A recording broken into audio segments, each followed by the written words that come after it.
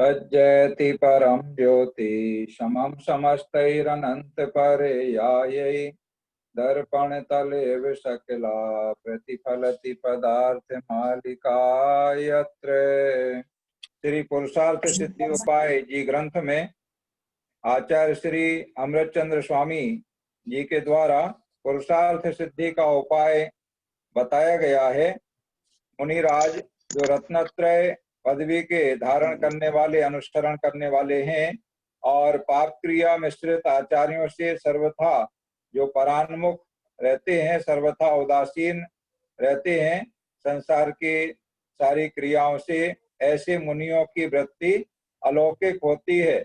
अर्थात ऐसे जो मुनि हैं, रत्नत्रयधारी मुनिराज हैं, वे पुरुषार्थ सिद्धि के इस मार्ग में, इस उपाय में लगे हुए हैं। अब आगे बढ़ते हैं। श्लोक नंबर 17 और श्लोक नंबर 18 में आज ये बात बताई जा रही है कि श्रोताओं को किस प्रकार से उपदेश देना चाहिए। श्लोक नंबर 17 दोहराएंगे। बहुसा समस्त विरतिम बहुसह समस्त दर्शिताम यो न जातु ग्रहेणाति तस्यैक देश विरति कथनीयानेन बीजेन।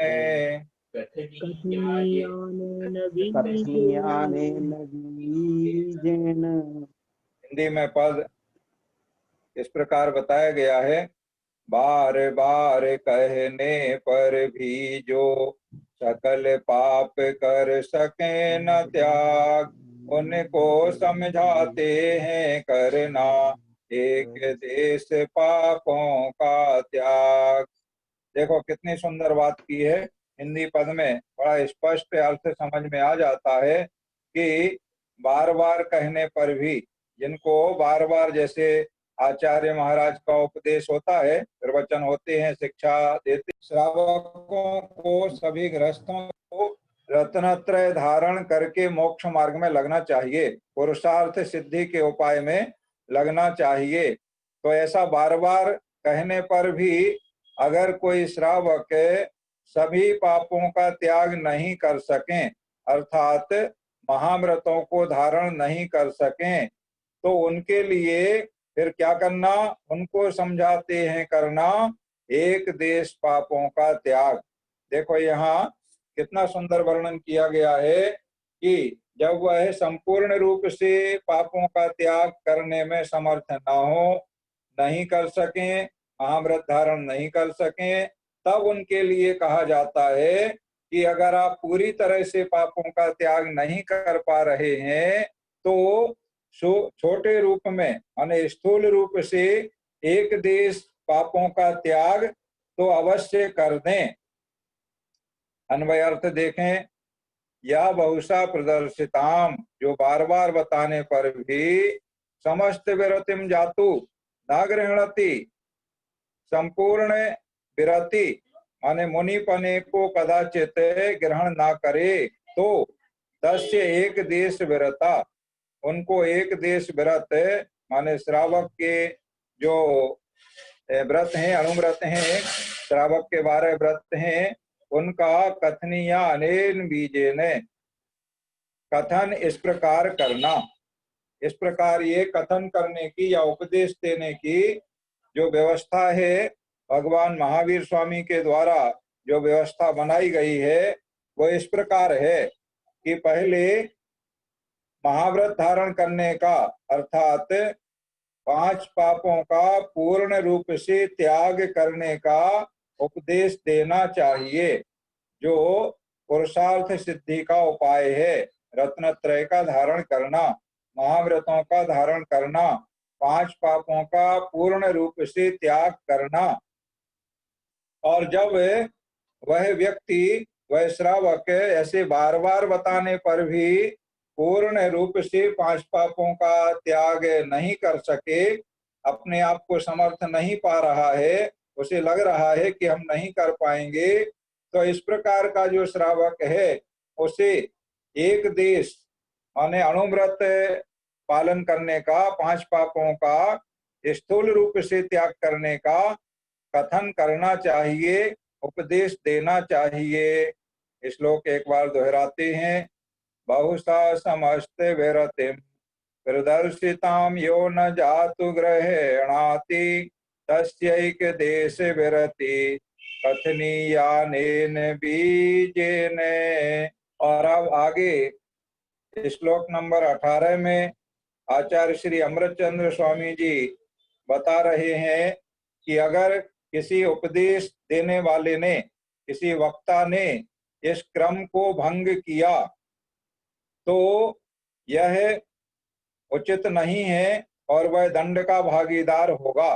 माने उसने क्रम भंग किया है तो उसकी निंदा की जा रही है और उसके लिए दंड का विधान बताया जा रहा है।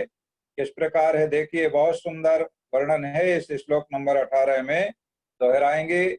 यो यति धर्म कथयन् यो यति धर्म कथयन् नोपदिशति गृहस्थ धर्म मल्पमति उपदिशति गृहस्थ धर्ममल्पमति तस्य भगवत प्रवचने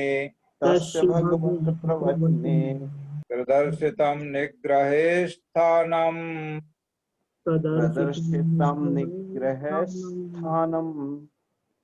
हिंदी पद बोलते हैं। मुनि व्रत का उपदेश न दे अरु श्रावक व्रत का करे कथन कोई अल्पमति तो जिन प्रवचन मैं उससे को दंड विधान। अन्वय अर्थ देखें। यह अल्पमति, अल्पमति माने तुच्छ बुद्धि, जिसमें बुद्धि की कमी है, उसे अल्पमति कहते हैं।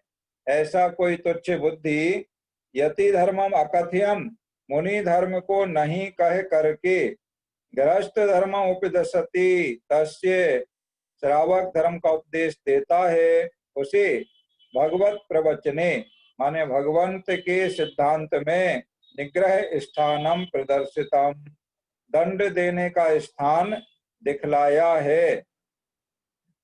क्या हुआ भाव कि ऐसा कोई अल्प बुद्धि, अल्पमति है, उपदेश देने वाला वक्ता, वक्ता की हम बात कर रहे हैं, ऐसा जो वक्ता अल्पमति है, तुच्छ बुद्धि वाला वक्ता है और वह मुनि धर्म का उपदेश नहीं दे रहा है और पहले श्रावक धर्म का उपदेश दे रहा है, तो उसे भगवान के सिद्धांत में माने आगम में जैनेन्द्र देव की वाणी में दंड देने का स्थान दिखलाया है।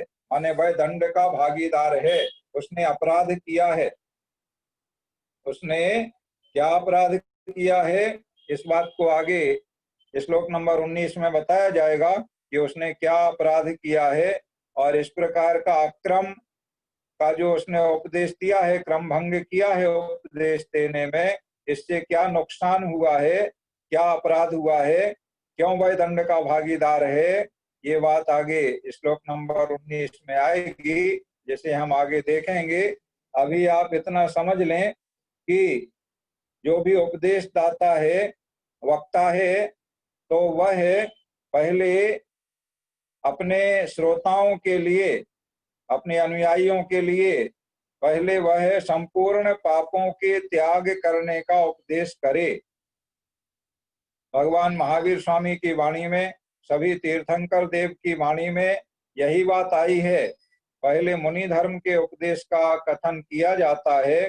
दो प्रकार का कथन रहता है, एक मुनि धर्म का माने महाव्रत पालन करने का, और दूसरा श्रावक धर्म का माने 5 पापों के एक देश स्थूल रूप से त्याग करने का।